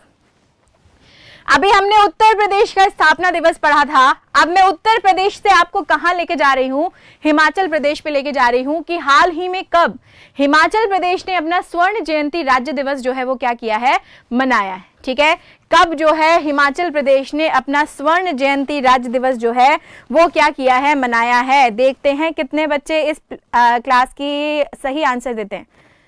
मेरा क्लास रोज क्यों नहीं आता है? अरे भैया मेरा क्लास रोज आता है, मैं रोज क्लास लेने आती हूँ, मैं रोज सुबह 7 बजे यहाँ आप लोगों से मिलती हूँ। अब पता नहीं मैं दिखती क्यों नहीं हूँ आप लोगों को, ऐसा कुछ भी नहीं है। रोज इस चैनल पे सुबह 7 बजे मेरा क्लास आता है बच्चों, तो डेली क्लास होती है, ऐसा कुछ भी नहीं है कि क्लास नहीं होती है। जितने भी नए बच्चे जुड़ते जा रहे हैं उन सभी को बहुत बहुत गुड मॉर्निंग। और चलिए आगे बढ़ते हैं अगले प्रश्न की तरफ। हिमाचल प्रदेश, बहुत सारे बच्चे जो है वो बी आंसर दे रहे हैं और मैक्सिमम बहुमत जो आ रहा है ना, वो बहुमत मेरे पास बी ऑप्शन को लेके आ रहा है। तो बहुमत के अलावा तो मैं सरकार कैसे बनाऊंगी, सरकार तो बहुमत से ही बनानी पड़ेगी और ये बन गई 25 जनवरी की सरकार। ठीक है, हिमाचल प्रदेश ने अपना स्वर्ण जयंती राज्य दिवस कब मनाया है? ये मनाया है 25 जनवरी को। और इस 25 जनवरी 2021 को हिमाचल प्रदेश राज्य का गठन हुए कितने वर्ष पूरे हो चुके हैं? 50 वर्ष जो हैं वो 50 वर्ष क्या हो चुके हैं, पूरे हो चुके हैं। ठीक है, अब 50वां पूर्ण राज्यत्व दिवस इसे बोला जा रहा है। इसे क्या बोला जा रहा है? 50वां पूर्ण राज्यत्व दिवस, क्योंकि आज से 50 साल पहले जो है हिमाचल प्रदेश को एक पूर्ण राज्य का क्या दिया गया था, दर्जा दिया गया था। और इसे यूनियन टेरिटरी कब बनाया गया था? अगर मैं बात करूं केंद्र शासित प्रदेश, तो हिमाचल प्रदेश जो है, इस हिमाचल प्रदेश को केंद्र शासित प्रदेश या यूनियन टेरिटरी जो है वो यूनियन टेरिटरी कब बनाया गया था? वो बनाया गया था 1 नवंबर 1956 को। 1 नवंबर 1956 को हिमाचल प्रदेश जो है ये एक केंद्र शासित प्रदेश के रूप में क्या हुआ है, गठित हुआ है। ठीक है, दूसरी अगर मैं बात करूं तो ये समारोह, इसका 15वां पूर्ण राज्यत्व दिवस समारोह जो है ये कहां पर हुआ है? हिमाचल प्रदेश की राजधानी और वो है शिमला। और शिमला का जो रिज मैदान है, इस रिज मैदान पर हिमाचल प्रदेश के स्वर्ण जयंती समारोह को क्या किया गया है, आयोजित किया गया है। और ऐसा कहा गया है यहाँ की सरकार के द्वारा कि साल भर, आज इस बार जो है वो स्वर्ण जयंती है इस साल 2021, तो 2021 में पूरे साल जो है वो पूरे साल 50 से अधिक जो है 51 मेगा कार्यक्रम जो है वो यहाँ की सरकार द्वारा अपने देश के लिए चलाए जाएंगे। अगर आपसे पूछे कि भैया 50 साल हो गए, स्थापना बता दो कब हुई है, तो स्थापना देखो 25 जनवरी को बर्थडे आता है। और 25 जनवरी को बर्थडे आता है तो कौन से साल में पैदा हुआ था हिमाचल प्रदेश? तो इसका बर्थडे, इसका पैदा जब हुआ था वो हुआ था 1971 में। ठीक है, चलिए अगली जो बात करें, एक बहुत ही अच्छा कॉन्सेप्ट जो है, जैसा कि हमने कोरोना काल में किया था ना, मोदी जी ने हमसे करवाया था कि सब अपनी लाइट बंद कर देंगे और एक मोमबत्ती और दिया जलाएंगे। ठीक है, कहीं ना कहीं कोरोना वॉरियर्स के सम्मान के लिए। सेम ऐसा ही कुछ काम जो है वो इसकी 50वीं जयंती के अवसर पर हिमाचल प्रदेश की सरकार ने किया। आग्रह किया गया यहाँ से लोगों को कि शाम होते ही आप सभी लोग अपने घर की लाइटें बंद करके दिए जो है वो दिए हमारे 50 साल पूरे होने की खुशी में क्या करेंगे, जलाएंगे। अरे पुरुष दिवस नहीं मनाया जाता भाई, पुरुषों को दिवस मनाने की जरूरत नहीं है। हिमाचल प्रदेश आप लोगों के सामने है। स्थापना कब हुई थी? 25 जनवरी 1971। राजधानी है शिमला, मुख्यमंत्री हैं जयराम ठाकुर, राज्यपाल है यहाँ पर बंधारू दत्तात्रेय जी, उच्च न्यायालय है मद्रास हाईकोर्ट। कमल यहाँ का राज्य के पुष्प है, मोनाल राज्य के पक्षी है, कस्तूरी मृग राज्य के पशु है, पीपल राज्य के वृक्ष है। और रावी, चेनाब, व्यास, सतलज और यमुना नदियां जो हैं ये कहां से बहती हैं दोस्तों? ये हिमाचल प्रदेश से बहती हैं। ठीक है, इसी बात पर लाइक और शेयर बनता है। 50 साल पूरे हो गए हिमाचल प्रदेश, और हिमाचल प्रदेश का कोई बच्चा है तो बिल्कुल मनाइए। चलिए आगे बात करते हैं अगले प्रश्न की तरफ। और अगला प्रश्न जो है वो अगला प्रश्न आप लोगों के सामने है, राजस्थान जीके पढ़ाओ ना। राजस्थान जीके की क्लास मोहम्मद आसिफ ऑलरेडी जो है वो यहाँ पर चल रही है। ठीक है, राजस्थान जीके जो है वो राजस्थान जीके की ऑलरेडी जो क्लास है वो ऑलरेडी क्लास हमारे चैनल पे चल रही है, सुबह 8 बजे और शाम को 6 बजे। ठीक है, सुबह 8 बजे भी राजस्थान जीके चल रहा है, शाम को 6 बजे भी राजस्थान जीके चल रहा है। जिससे भी राजस्थान जीके बन रहा है वो प्लीज उस क्लास को ज्यादा से ज्यादा क्या करे, देखें। ठीक है, चलिए और लाइक और शेयर बराबर से करते चाहिए बच्चों। रिकॉर्ड पे रिकॉर्ड हम लोगों को बनाने हैं, और रिकॉर्ड में कैसे बनाऊं अकेली, मैं आप लोगों के लिए मेहनत कर रही हूँ रिकॉर्ड बनाने में। साथ तो आप ही लोग देंगे ना, तो कितने बच्चे साथ देते हैं मैं देखती जा रही हूँ। फटाफट से मेरी स्क्रीन पर नजर है और देखती हूँ कितने लाइक और शेयर जो है अभी होते हैं। हाल ही में किसके द्वारा द्वारा राजस्थान बॉर्डर पर ऑपरेशन सर्द हवा शुरू किया गया? एक और प्रश्न राजस्थान से है आज, एक और प्रश्न राजस्थान से है, करंट का क्वेश्चन। और देखिए मेरे पास आंसर जो आ रहा है वो आंसर आ रहा है बी। अभी राजस्थान जीके की बात हो रही थी, अब एमपी वाले बच्चे एमपी जीके की बात कर रहे हैं, हरियाणा वाले हरियाणा जीके की बात करेंगे। मैं तो भैया भारत की हूं, ठीक है, मैं कहां की हूं? मैं भारत की हूं, मैं इंडियन हूं, मैं इंडियन जीके जो है ना करंट वो आप लोगों को यहां पर पढ़ाती हूं। चले आगे बढ़ते हैं और आगे बढ़ते हैं इस प्रश्न की। ये प्रश्न जो है ये स्टेट लेवल का क्वेश्चन है, राजस्थान राज्य से जुड़ा हुआ प्रश्न है कि राजस्थान बॉर्डर पर ऑपरेशन सर्द हवा जो है ये किसके द्वारा शुरू किया गया है? आईटीबीपी, ठीक है, इंडियन तिब्बती border police, BSF border security force, CRPF, central reserve police force, या फिर कोई भी नहीं। आंसर जो है वो बहुत सारे बच्चे मुझे दे रहे हैं बी, कुछ बच्चे जो हैं वो ए की तरफ भी बढ़ रहे हैं और कुछ बच्चे बी की तरफ भी बढ़ रहे हैं। बच्चों एग्जैक्टली जो करेक्ट आंसर है वो करेक्ट आंसर आप लोगों के सामने क्या है? B, border security force. BSF दो है, ठीक है, बीएसएफ जो है उस बीएसएफ के द्वारा जो है ये ऑपरेशन सर्द हवा जो है वो क्या किया गया है? शुरू किया गया है। देखिए भारत पाकिस्तान की जो अंतरराष्ट्रीय सीमा है ना, वो अंतरराष्ट्रीय सीमा कहां से सटी हुई है? जैसलमेर राज्य से। राजस्थान का कौन सा प्रदेश? राजस्थान का जो जिला जैसलमेर है, उस जैसलमेर से भारत और पाकिस्तान की जो अंतरराष्ट्रीय सीमा है वो अंतरराष्ट्रीय सीमा होकर गुजरती है। ये राजस्थान वाले सभी बच्चों को पता होगा और बाकियों को भी पता होगा, ठीक है। अब ये जो जैसलमेर और बाड़मेर है ना, इस जैसलमेर और बाड़मेर से जुड़ने वाली पश्चिमी सरहद पर, जैसलमेर और बाड़मेर से जुड़ने वाली पश्चिमी सरहद पर ये ऑपरेशन सर्द हवा जो है ये बीएसएफ के जवानों द्वारा क्या किया गया है? शुरू किया गया है। और ये कब तक चलने वाला है? ये 27 जनवरी तक चलेगा। ये ऑपरेशन कब तक चलेगा? 27 जनवरी तक, क्योंकि पहले भी ये जो एरियाज है ना, इन एरियाज में रेगिस्तान माना जाता है और रेगिस्तान के जरिए बहुत सारे लोग जो हैं वो बॉर्डर क्रॉस करने की क्या करते हैं?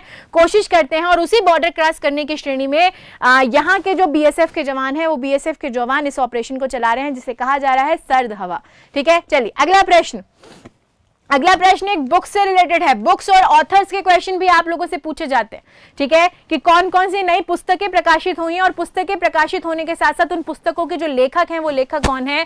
मेरा प्रश्न भी बुक और ऑथर से रिलेटेड है। अगला प्रश्न आप लोगों के सामने कि हाल ही में किसके द्वारा पुस्तक नॉट मैनी बट वन का लोकार्पण किया गया है? कौन है जिसने नॉट मैनी बट वन पुस्तक जो है उसका क्या किया है? लोकार्पण किया है, ठीक है। चलिए जल्दी से आंसर बताइए, इस प्रश्न का सही उत्तर जो है वो सही उत्तर क्या है? अब भाई कंटेंट बढ़िया देना है तो टाइम तो लेना पड़ेगा ना। ये जो भी बोल रहा है मैडम टाइम ज्यादा है, कंटेंट बढ़िया है, तो कंटेंट बढ़िया दोगे तो टाइम भी तो लेना ही पड़ेगा, वरना तो सीधे सीधे प्रश्न और उत्तर बता दूं और काम खत्म हो जाए आप लोगों का, ठीक है। ऐसा नहीं है बच्चों, अगर क्लास में आए हैं, अगर एपिक्स से जुड़े हैं और एपिक्स अगर क्वालिटी का दावा करता है तो वो क्वालिटी आप लोगों को दी जाएगी, ठीक है। नॉट मैनी बट वन का लोकार्पण किसके द्वारा किया गया है? यहाँ पर आंसर बी आ रहा है, कुछ बच्चे सी दे रहे हैं। बी और सी में जंग जो है वो जंग छिड़ी हुई है और जंग को मैं तोड़ती हूँ। देखो राष्ट्रपति नहीं है, उपराष्ट्रपति है, ठीक है। राष्ट्रपति के द्वारा नहीं, किसके द्वारा? उपराष्ट्रपति के द्वारा। और हमारे भारत देश के जो उपराष्ट्रपति हैं वर्तमान, वो कौन है? वेंकैया नायडू जी, ठीक है। वो कौन है? वेंकैया नायडू जी हैं। और वेंकैया नायडू जी ने ये जो पुस्तक नॉट मैनी बट वन है इसका क्या किया है? लोकार्पण किया है। अगर बात करें कि इसके लेखक कौन है, तो इस पुस्तक के जो लेखक हैं वो लेखक हैं प्रोफेसर जीके श्रीधरन।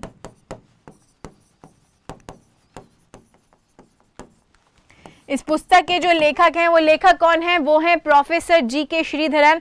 और पब्लिकेशन जो है पेंगुइन पब्लिकेशन हाउस जो है उसने इस पुस्तक को क्या किया है? पब्लिकली किया है। और ये जो कहते हैं ना श्रीनाथ गुरु जो है, श्री नारायण गुरु जी जो थे, उन श्री नारायण गुरु जी की बहुत सारी कविताएं जो है उन कविताओं को ट्रिब्यूट जो है वो ट्रिब्यूट इस पुस्तक में दिया गया है, ठीक है। चलिए आगे बढ़ते हैं और आगे बढ़ते हैं अगले प्रश्न की तरफ, आगे बढ़ते हैं अगले प्रश्न की तरफ। और अगले प्रश्न से पहले ये वेंकैया नायडू जी हैं।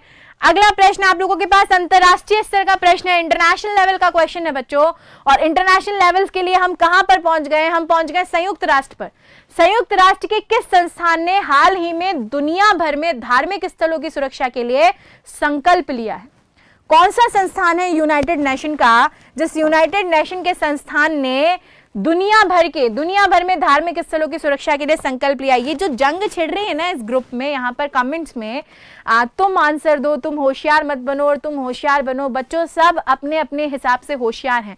हर किसी एक इंसान का मेंटल लेवल जो है उसे आप दूसरे से मैच नहीं कर सकते। आज जो मेरा मेंटल लेवल है उसे मैं आपसे मैच नहीं कर सकती, जो आपका है वो आपके दोस्त का नहीं हो सकता। तो यहाँ पर हम लोग है ना पढ़ने आ रहे हैं, इस क्लास में क्या करने आ रहे हैं, पढ़ने आ रहे हैं। अगर आप अपना दिमाग जो है दूसरे की होशियारी और दूसरे की नाकामी पर लगाओगे तो अपनी होशियारी कभी भी साबित नहीं कर पाओगे। ये मेरा आग्रह है उन लोगों से जो इस तरह के कमेंट कर रहे हैं और इस तरह की चीजों पर ध्यान दे रहे हैं। मैं यहाँ पर नाम किसी का भी नहीं लूंगी, लेकिन आप जितना यहाँ क्लास पे ध्यान देंगे मेरे हिसाब से होशियार तभी आप बन पाएंगे। बाकी कौन होशियार है कौन कम होशियार है कोई किसी के काम नहीं आता। परीक्षा और परीक्षा में दिए हमारे द्वारा जो उत्तर है वो ही काम आते हैं। इतनी बातें ध्यान रखना अपने जीवन में, ठीक है। चलिए सी आंसर दे रहे हैं बहुत सारे बच्चे, सी की तरफ बढ़ रहे हैं। सी क्या है, संयुक्त राष्ट्र सुरक्षा परिषद, ठीक है, संयुक्त राष्ट्र सुरक्षा परिषद। लेकिन देखिए बच्चों इस प्रश्न का जो सही उत्तर है, आपने सुरक्षा के नाम से सुरक्षा परिषद आंसर तो दे दिया है, लेकिन इस प्रश्न का सही उत्तर जो है वो है संयुक्त राष्ट्र महासभा, ठीक है। यूनाइटेड नेशन जनरल असेंबली जो है, उस जनरल असेंबली जिसे यूएनजीसी के नाम से जाना जाता है, इसे शॉर्ट में क्या बोला जाता है, इसे यूएनजीए जो है, इस यूएनजीए के नाम से जाना जाता है, यूनाइटेड नेशन जनरल असेंबली। संयुक्त राष्ट्र महासभा जो है उसने हाल ही में दुनिया भर में जितने भी धार्मिक स्थल हैं जिनमें किसी ना किसी धर्म की आस्था जो है वो छुपी हुई है, उनकी सुरक्षा के लिए क्या लिया है, एक संकल्प लिया है। अब ये जो संकल्प लिया गया है, ठीक है, ये जो संकल्प लिया है इससे जुड़े हुए बहुत अच्छे स्टैटिक जीके के क्वेश्चन मैं भी आप लोगों से पूछने वाली हूं बच्चों, ठीक है। ये जो संकल्प लिया गया है, इस संकल्प में सबसे बड़ी बात जो है, ये इनका पर्टिकुलर प्रोमो था, को स्पॉन्सर्ड किसने किया, यूनाइटेड नेशन जनरल असेंबली ने एक रेजोल्यूशन लिया है, promoting a culture of peace and tolerance to safeguard religious sites. जितनी भी रिलीजियस साइट्स हैं उनके प्रति टॉलरेंस, पीस, शांति और सुरक्षा को लेकर ये क्या कर रहे हैं, एक संकल्प ले रहे हैं। क्या है इस संकल्प की विशेषताएं, सबसे पहले विशेषता, जितने भी प्रस्ताव, स्थल और प्रतीक हैं इनके खिलाफ अपराधों की ये संकल्प क्या करता है, निंदा करता है। अगर किसी भी आंदोलन के दौरान, किसी भी घटना के दौरान अगर किसी भी धार्मिक साइट जो है उसको हानि पहुंचाई जाती है, उसके प्रतीकों को हानि पहुंचाई जाती है, तो यूनाइटेड नेशन जनरल असेंबली जो है इन अपराधों की क्या करता है, निंदा करता है। दूसरी चीज यह है, एक दृष्टिकोण को व्यक्त करने के लिए हिंसा के उपयोग को भी क्या कर रहा है, अस्वीकार कर रहा है। संकल्प धर्मों के जबरन रूपांतरणों की भी निंदा करता है, ठीक है। कोई धर्म होता है ना, जैसे लव जिहाद का एक मुद्दा जो है यूपी ने उठाया, एमपी ने उठाया, बहुत सारे प्रदर्शन ने उठाया। अब वो क्या था, वो धर्म का जबरन रूपांतरण था कि किसी को अपने प्यार में फंसाओ और प्यार में फंसाकर उसका धर्म बदलवा के उससे शादी कर लो और बाद में उसे छोड़ दो, ठीक है। इस तरह की घटनाएं हमारे देश में देखी जा रही थी। तो ये धर्म के जबरन रूपांतरणों की भी निंदा करता है, पूरी दुनिया में धार्मिक स्थलों को नष्ट करने वाली हिंसा की भी निंदा करता है, और धार्मिक स्थलों की सुरक्षा के लिए संयुक्त राष्ट्र की कार्य योजना को क्या किया गया है, अपनाया गया है। और ये कार्य योजना क्या काम करेगी, ये कार्य योजना जो है, ये कार्य योजना कहीं ना कहीं इस संकल्प को क्या करेगी, पूरा करेगी, ठीक है। ताकि पूरे देश में जो है वो पूरे देश में एक माहौल बनाया जाए कि धार्मिक जितने भी स्थल हैं उन धार्मिक स्थलों की सुरक्षा करना हमारा क्या है, फर्ज है, ठीक है। और एक्चुअल में ये फर्ज है, अगर हम जुड़े हुए हैं हमारे धर्म से, अगर हम मंदिरों की सुरक्षा करते हैं तो मस्जिदों में भी किसी का धर्म छुपा हुआ है, ठीक है, चर्च में भी किसी का धर्म छुपा हुआ है, और हर किसी की अपने धर्म के प्रति आस्था है, और उस आस्था को खत्म करना आपका बिल्कुल भी दायित्व नहीं बनता है बच्चों। तो उसी को लेकर यूएन जनरल असेंबली जो है उसने यहाँ पर किया है। चलिए पहला क्वेश्चन आप लोगों के सामने, देखिए शर्मा सानी जी ने आंसर दे दिया है। मेरा प्रश्न आ ही रहा था, मेरा प्रश्न आप लोगों के सामने आ ही रहा था। कमेंट्स पढ़े जाते हैं, बिल्कुल पढ़े जाते हैं, ऐसा नहीं है, लेकिन हर कमेंट का जवाब नहीं दिया जाता बस, क्योंकि अगर मैं जवाब दूंगी तो समय निकल जाएगा। पहला प्रश्न, संयुक्त राष्ट्र की बात करें तो संयुक्त राष्ट्र से जुड़े हुए कुछ महत्वपूर्ण प्रश्न जो परीक्षाओं में आपसे क्या किए जाते हैं, पूछे जाते हैं कि संयुक्त राष्ट्र आधिकारिक तौर पर किस तारीख को अस्तित्व में आया था, ठीक है। आधिकारिक तौर को किस तारीख पर अस्तित्व में आया था, तो बच्चों 24 अक्टूबर 1945, ठीक है। 24 अक्टूबर 1945 जो है, 24 अक्टूबर 1945 को आधिकारिक तारीख पर ये संयुक्त राष्ट्र जो है, ये संयुक्त राष्ट्र कहां पर आया था, अस्तित्व में आया था। दूसरा प्रश्न जो मेरे सामने है कि 1945 में किस सम्मेलन ने संयुक्त राष्ट्र चार्टर को क्या किया था, अपनाया था। कौन सा सम्मेलन था जिस सम्मेलन में संयुक्त राष्ट्र चार्टर को क्या किया गया था, अपनाया गया था, तो सैन फ्रांसिस्को सम्मेलन था, ठीक है, कौन सा सम्मेलन था बच्चों? सैन फ्रांसिस्को सम्मेलन था, जिस सैन फ्रांसिस्को सम्मेलन में ये संयुक्त राष्ट्र चार्टर जो है, संयुक्त राष्ट्र चार्टर को क्या किया गया? अपनाया गया। संयुक्त राष्ट्र सुरक्षा परिषद के स्थायी सदस्य जो हैं, ये स्थायी सदस्य कौन है? तो बात करते हैं फ्रांस, रूस, अमेरिका, ब्रिटेन और चीन की। ठीक है, फ्रांस,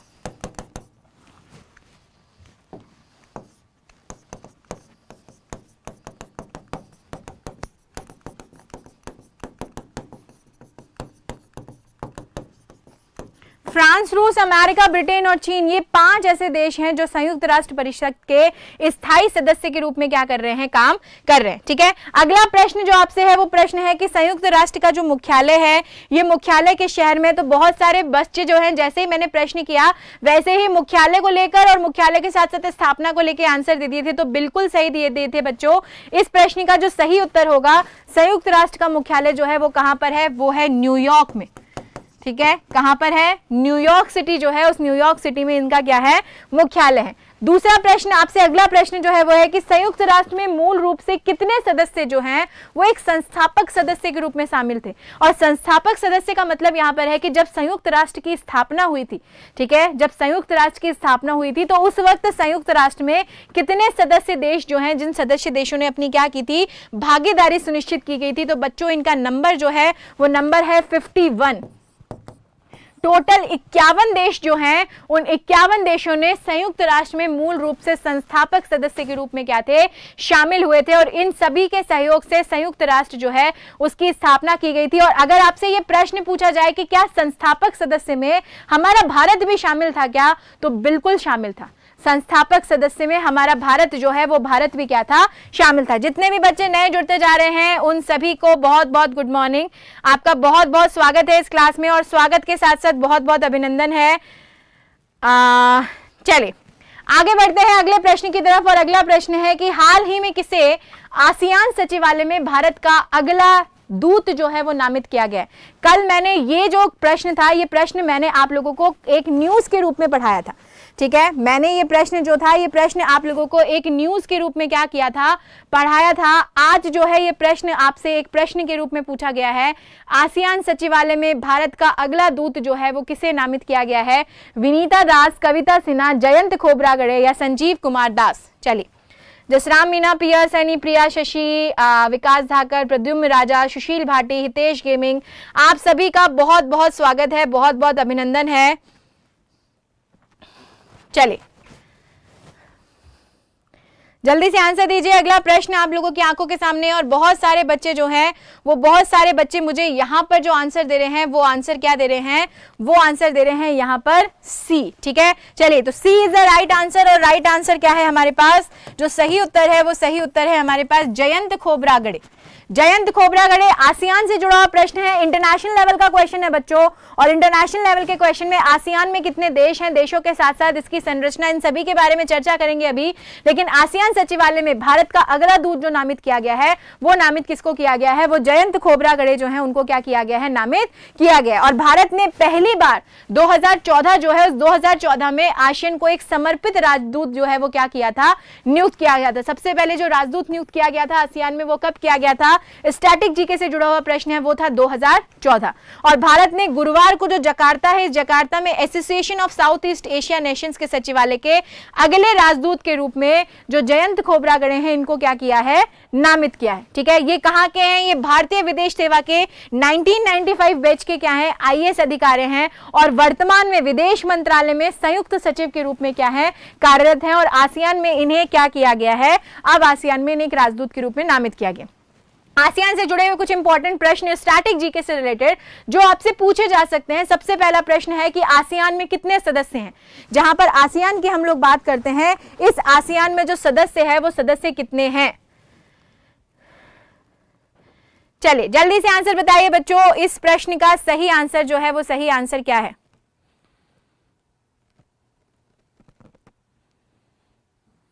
चलिए आदित्य, तुम्हारी बात जो है ना वो मैंने बिल्कुल पढ़ ली है। ठीक है, तुम्हारी शिकायत जो है वो मैंने बिल्कुल पढ़ ली है, और इस शिकायत पे निश्चित तौर पे है ना ध्यान दिया जाएगा, और कोशिश की जाएगी। हो सकता है कि ये चीज़ जो है ये चीज़ नेटवर्किंग का हिस्सा भी हो सकती है, ये चीज़ किसी की गलती का हिस्सा भी हो सकती है, लेकिन हाँ कोशिश करेंगे कि आगे ऐसा नहीं होगा। चलिए अगले प्रश्न का उत्तर दीजिए।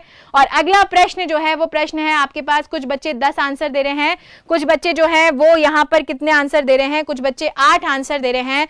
तो बच्चों देखिए, आसियान की जब बात की जाती है तो आसियान में टोटल कितने सदस्य हैं? 10। ठीक है, आसियान की जहां पर बात की जाती है 10 का आंकड़ा जो है ना, ये 10 का आंकड़ा आप लोगों को क्या रखना है, याद रखना है। ब्रुनोई की बात की जाए, कंबोडिया की बात की जाए, Indonesia, Laos, Malaysia, Myanmar, Philippines, Singapore, Thailand और वियतनाम, ये 10 जो सदस्य राज्य हैं, 10 सदस्य राज्य किसमें शामिल हैं? आसियान में शामिल है। तो कुछ बच्चे यहाँ पर 8 आंसर दे रहे हैं। ठीक है, कुछ बच्चे जो हैं यहाँ पर 8 आंसर दे रहे हैं। 8 जो है वो 8 बिल्कुल भी सही उत्तर नहीं है। इसका सही उत्तर जो है वो सही उत्तर क्या है आपका? सही उत्तर जो है वो क्या है आपका? 10। ठीक है, चलिए आसियान के बारे में अगला प्रश्न जो है कि आसियान शिखर सम्मेलन 2020 जो है, जिसे 36वां शिखर सम्मेलन बोला जा रहा है, ये 2020 में आसियान का शिखर सम्मेलन जो है वो किस देश में आयोजित किया गया था? तो क्लास में पढ़ाया हुआ प्रश्न है, क्लास में पढ़ाया हुआ प्रश्न है। 2020 के करंट अफेयर्स में भी पढ़ा था कि आसियान का जो 36वां शिखर सम्मेलन है वो वियतनाम में क्या हुआ था? आयोजित हुआ था। ठीक है, चलिए आसियान का आदर्श वाक्य क्या है? इनका जो आदर्श वाक्य, जो मोटो है वो क्या है? एक दृष्टि, एक पहचान, एक समुदाय। आदर्श वाक्य जो है वो क्या है कि जितने भी देश जुड़े हुए हैं इनकी एक ही दृष्टि है, एक ही पहचान है, और हम जो देश हैं 10, ये एक समुदाय के रूप में क्या कर रहे हैं? काम कर रहे हैं। तो आदर्श वाक्य, आइडियल मैसेज जो है वो क्या है? एक दृष्टि, एक पहचान, एक समुदाय। अगला प्रश्न जो है वो प्रश्न है कि आसियान की स्थापना जो है वो किस वर्ष में हुई थी? अब ये प्रश्न तो हमें पता होना चाहिए, और पता नहीं है तो भी जान लो 1967 जो है, याद कर लो। ये कुछ इंपॉर्टेंट ऑर्गेनाइजेशंस हैं, इंटरनेशनल लेवल की, अंतरराष्ट्रीय प्रश्न है, और इनसे जुड़े हुए प्रश्न जो है पता होने चाहिए। संयुक्त राष्ट्र के बारे में, आसियान के बारे में, ब्रिक्स के बारे में जो जुड़ी हुई खबरें हैं वो हमें जरूर पता होनी चाहिए। तो 1967 जो है, उस 1967 में आसियान की क्या हुई थी? स्थापना हुई थी। अगला प्रश्न, किस दिन को आसियान दिवस के रूप में क्या किया जाता है? मनाया जाता है? तो 8 अगस्त जो है, क्योंकि 8 अगस्त 1967 को आसियान की स्थापना हुई थी, इसलिए 8 अगस्त जो है, इस 8 अगस्त को आसियान दिवस के रूप में क्या किया जाता है? मनाया जाता है। ठीक है, चलिए आगे बढ़ते हैं हम अगली बात की तरफ। ये आसियान की मेंबर कंट्रीज हैं, मैंने अभी सभी के नाम आपको बताए थे। Myanmar, Thailand, Cambodia, Singapore, Indonesia, Malaysia, Vietnam, Laos, Philippines और ब्रुनेई, दसनाम, ये सारे जो हैं ये आसियान की 10 क्या हैं आप लोगों के सामने? मेंबर कंट्रीज हैं। इनके नाम भी हमें पता होने चाहिए। ठीक है, ये जयंत खोब्रगड़े हैं जो इंडियाज में नेक्स्ट एम्बेसडर जो हैं वो क्या किए गए हैं? अपॉइंट किए गए हैं, किसके? आसियान के। अगला प्रश्न और आज की क्लास का आखिरी प्रश्न जो है वो आप लोगों के सामने है। आज की क्लास का आखिरी प्रश्न, और आखिरी प्रश्न हमारे भारत से जुड़ा हुआ है, हमारे राष्ट्र से जुड़ा हुआ है। राष्ट्रीय प्रश्न है कि भारत पर्व का वार्षिक आयोजन जनवरी के अंतिम माह में किस मंत्रालय द्वारा किया जाता है? भारत पर्व, और भारत पर्व जो है इसका जो आपका वार्षिक आयोजन है ये जनवरी के अंतिम सप्ताह में किस मंत्रालय द्वारा किया जाता है? आपको बताना है। संस्कृति मंत्रालय, शिक्षा मंत्रालय, रक्षा मंत्रालय या फिर पर्यटन मंत्रालय?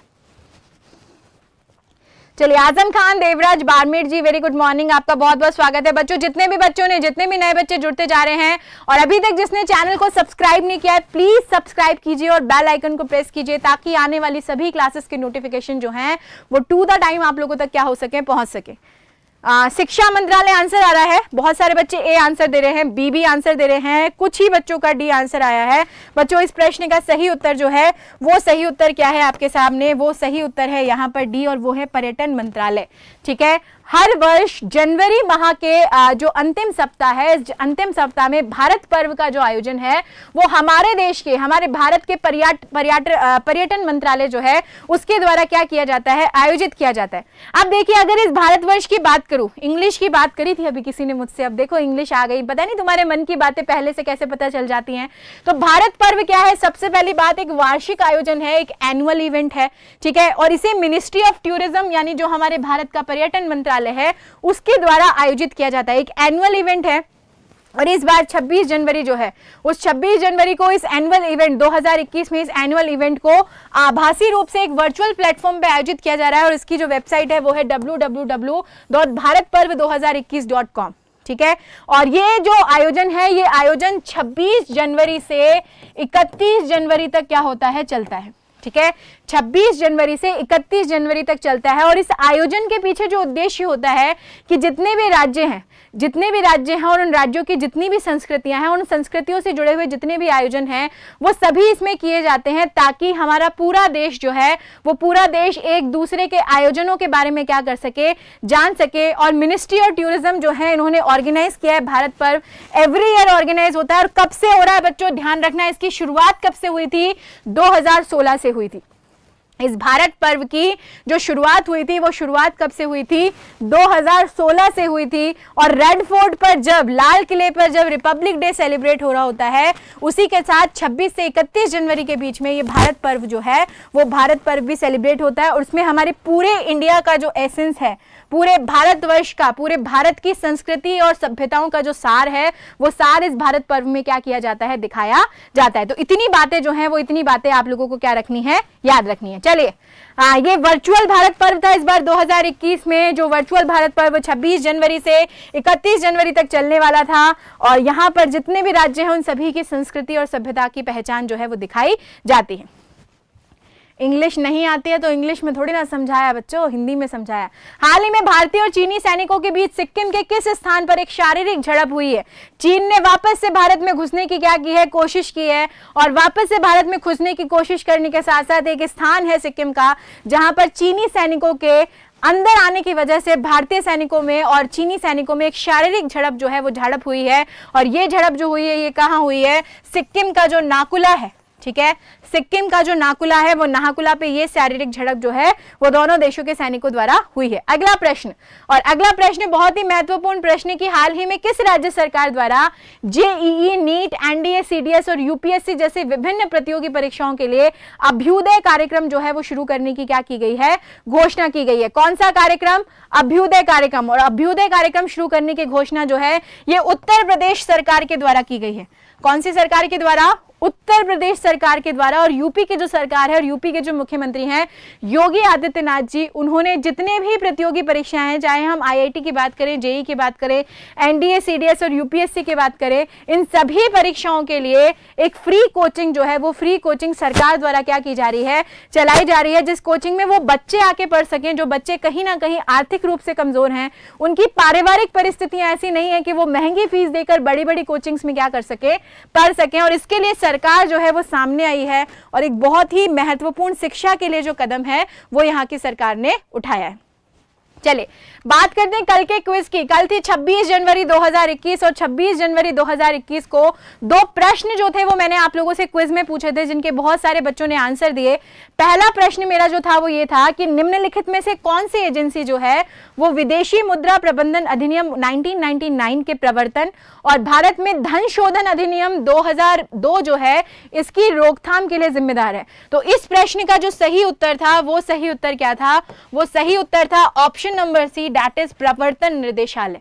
और ये प्रवर्तन निदेशालय जो है, ये भारत का जो वित्त मंत्रालय है, उस वित्त मंत्रालय के प्रवर्तन विभाग के अंतर्गत क्या करता है, कार्य करता है। और ये जो दो अधिनियम मैंने आप लोगों से पूछे, इन दो अधिनियमों की रोकथाम के लिए ये जो निदेशालय है, ये पूरी तरीके से क्या है, जिम्मेदार है। दूसरा प्रश्न आपसे है कि कौन जो है, वो म्यूचुअल फंड्स को विनियमित करता है। आज के मार्केट में जहां पर हम सेविंग्स की, डिपॉजिट्स की बात करते हैं, वहां पे म्यूचुअल फंड एक उभरता हुआ प्रोडक्ट जो है सामने आ रहा है। बहुत सारे लोग इस म्यूचुअल फंड में अपना पैसा इन्वेस्ट कर रहे हैं कि पूल ऑफ इन्वेस्टमेंट जिसे कहते हैं ना, या पूल ऑफ फंड जिसे कहा जाता है, कि सबका छोटा छोटा फंड इकट्ठा करके एक म्यूचुअली हमने फंड बनाया, उसको मार्केट में हमने लगाया और मार्केट के प्राइसेस जैसे राइज हो रहे हैं, वैसे रिटर्न जो है वो लोगों को इसमें मिल रहे हैं। तो म्यूचुअल फंड्स को विनियमित करने वाली जो संस्था है, वो संस्था कौन सी है? वो संस्था है सेबी। वो संस्था कौन सी है? SEBI, security exchange board of India. क्योंकि म्यूचुअल फंड्स मार्केट कैप से रिलेटेड है और मार्केट कैप या शेयर मार्केट को डील कौन करता है, गवर्न कौन करता है? सेबी करता है। जैसे हमारे भारत के सभी बैंकों को गवर्न आरबीआई करती है, सेंट्रल बैंक है, वैसे ही जितने भी स्टॉक एक्सचेंजेस हैं, उन स्टॉक एक्सचेंज को गवर्न करने वाली संस्था जो है, वो क्या है? SEBI, security exchange board of India. ठीक है, चलिए अब आगे बात करते हैं बच्चों, और आगे बात करते हैं, ये वो 5-6 बच्चे हैं जिन बच्चों ने सबसे पहले इस प्रश्न का बिल्कुल सही उत्तर दिया, जिसमें सबसे पहला नाम है दीपक आर्य का, भानु प्रताप, सुनीता पुरी, अशोक लाल कुमावत, बीरेंद्र कुमार पटेल और भगवान कटारिया। और आज के अगर आप भी चाहते हैं कि ऐसे ही आपका नाम भी यहाँ की स्क्रीन पे डैशबोर्ड पर दिखाई दे, तो बच्चों आज का क्विज भी है, और आज के क्विज के 2 प्रश्न मैं आप लोगों के सामने छोड़ के जा रही हूँ। पहला प्रश्न लोकेशन से संबंधित है कि दाचीगाम राष्ट्रीय उद्यान जो है ये कहां पर है, जम्मू कश्मीर, हिमाचल प्रदेश, उत्तराखंड या फिर पंजाब। और दूसरा प्रश्न जो है वो है कि समताप मंडल की ओजोन गैस की परत की मोटाई जो है, इस मोटाई को किस इकाई में नापा जाता है। समताप मंडल में जो ओजोन गैस पाई जाती है, इसकी परत की मोटाई जो है, इसको किस इकाई में नापा जाता है, सीवेवर्टस, डॉप्सन इकाई, मेल्सन इकाई या फिर इनमें से कोई भी नहीं। और आज के लिए इतना ही बच्चों। अगर आप भी चाहते हैं कि यहाँ स्क्रीन पर आप लोगों के नाम भी नजर आ जाए, तो फटाफट से अपना मोबाइल उठाइए, इन प्रश्नों के उत्तर ढूंढिए और जल्दी से इस वीडियो के कमेंट बॉक्स में उन सभी के क्या कर दीजिए, आंसर कर दीजिए। जो सबसे पहले 5 बच्चे आंसर करेंगे उनका नाम यहाँ स्क्रीन पर जरूर दिखाया जाएगा। जाते जाते जिसने भी सेशन को लाइक नहीं किया है, शेयर नहीं किया है, चैनल को सब्सक्राइब नहीं किया है, प्लीज सब्सक्राइब कीजिए, बेल आइकन को प्रेस कीजिए और लाइक और शेयर कीजिए। मिलते हैं कल सुबह फिर 7 बजे इसी क्लास में। आज के लिए इतना ही, धन्यवाद।